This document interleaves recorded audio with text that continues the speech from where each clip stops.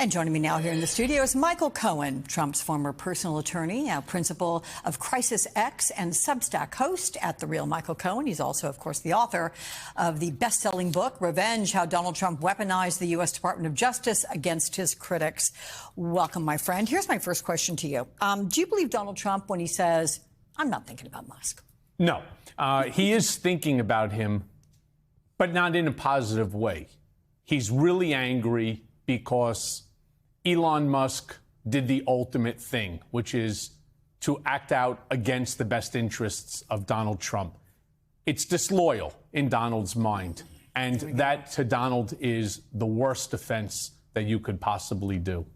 And I think it was just a week ago today that you were on and you predicted right after Musk was leaving the White House officially, ending his government service, if not months ago, when these two first started a bromance, you said, yeah, this is going to happen. There's going to be a big old fallout. That bromance never had a chance of lasting. First of all, they're like two amped up hyenas, right? Dragging the carcass of some animal right out of the dirt, but neither of them wants to share the kill. That's the whole problem. You have one guy who's the most powerful man in the world, the other who is the richest man in the world.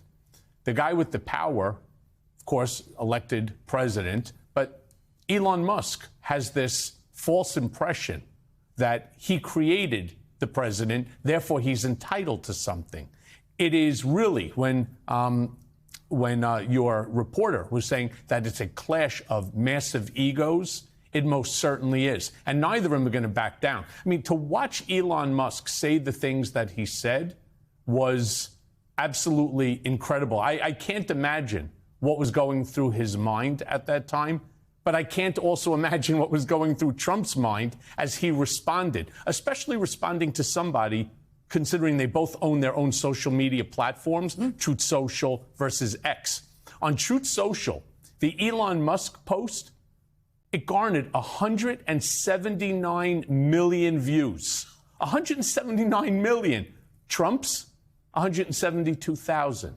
I mean, there is a big difference in the size of the platform. So the Republican Party, the GOP, they're concerned that Elon has gone off the rail and that he's going to ultimately affect the 2026 midterm elections. Can I just ask you, given your experience with Donald Trump, certainly in the past, when you look at Elon and he says, you know, I got this guy elected, and while there's reason to believe that that's not necessarily true, he did devote over $250 million into this campaign. And don't forget his platform X, which is worth as much as the $250 million that he put in. But did he do that? Have people done that in the past with Donald Trump with some sort of a expectation? Look, I'm going to support you. I'm expecting some kind of support in return. Well, take a look at the entire cabinet. I mean, each and every one of the cabinet members, well, I should say each and every one, the vast majority of the cabinet members were all significant donors to the Trump campaign. That's how they ended up in the inner circle. There's always a quid pro quo with Trump. And that's something that everybody knows. But it goes one way, right? Loyalty? Only one way. Loyalty with Donald Trump, as I always refer, is like First Avenue here in Manhattan, one way.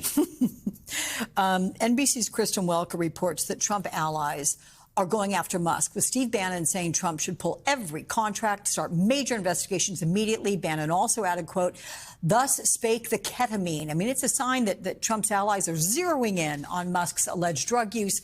Musk has said he took ketamine to treat depression. Bannon represents the MAGA base. So is revenge ultimately what they want? Well, remember with Trump, it's always about distancing yourself first, disparaging, which is what his acolytes, his enablers are doing, and then denigrating them. And that's what he's doing. Don't think for a second that Steve Bannon is out there on his own saying these things. All of this is coordinated through the president.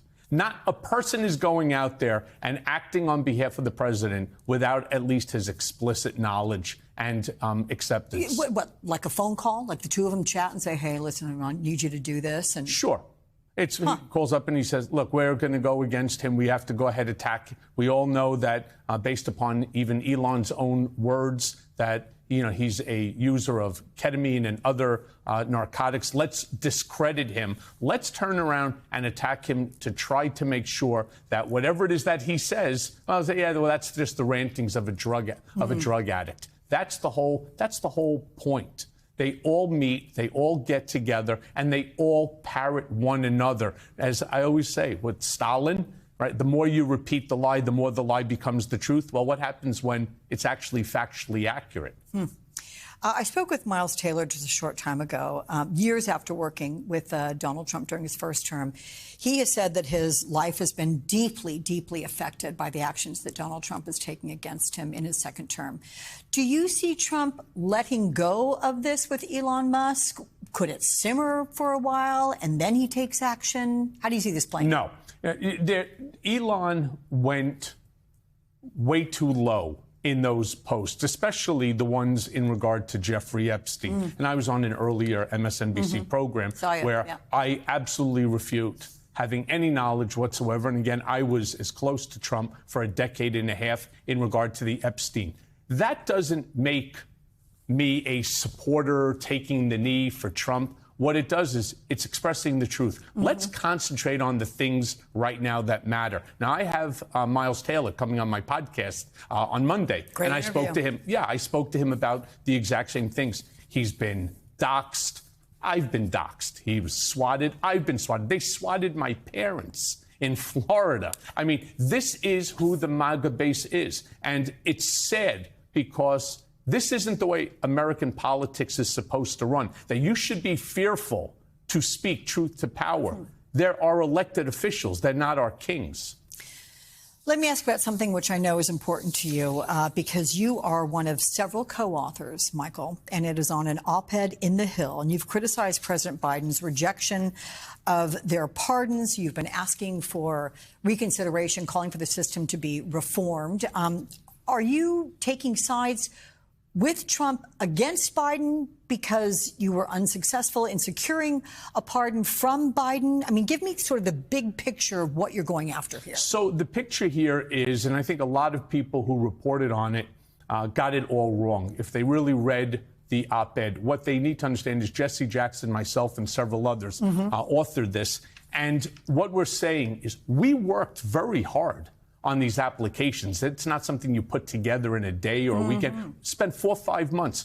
For example, I have 7 letters from historical figures, 2 of the top constitutional lawyers in America, 2 members of Congress, 2 historical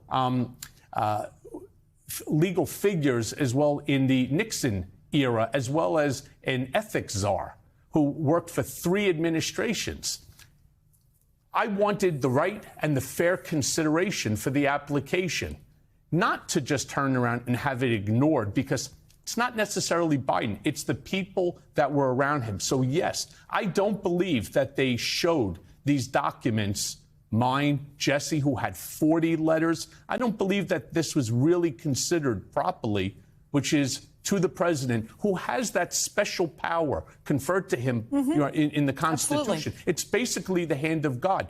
But where people are getting this wrong about me, this isn't necessarily about me. There's 70 million Americans who are right now affected by having the scarlet letter of felon next to their name. My sentence was 36 months. I'm already out for over 5 years. You did your time? I did my time. I have no restitution. Why do I have to carry the sentence that the judge imposed? Wasn't the lifetime sentence. And I believe that if Trump understands the policy that Jesse, myself, and others are trying to put forth, first of all, it affects 70 million Americans. I think he takes the Nobel Peace Prize for changing 70 million people. Trump would get that, you think? Yes, I believe he would. But more importantly, you know who else it affects? It affects him. He's a felon as well. He didn't do his time. He was commuted his sentence by the court. But he still carries the felony conviction name. He carries the same scarlet letter that Jesse Jackson Jr. and I do. By doing so, he would actually remove that scarlet letter from himself as well. So you don't have to be a felon for the rest of your life. And I believe that somebody like Trump, who is, let's say, not as under control by a group of individuals as the Biden administration was running, I think he's somebody who would potentially look at this type of policy. And again, it affects 70 million Americans. Yeah. We'll see. Let us know what comes of this. Who knows? Yep, who knows? We will see, my friend. Thank you, Michael Cohen.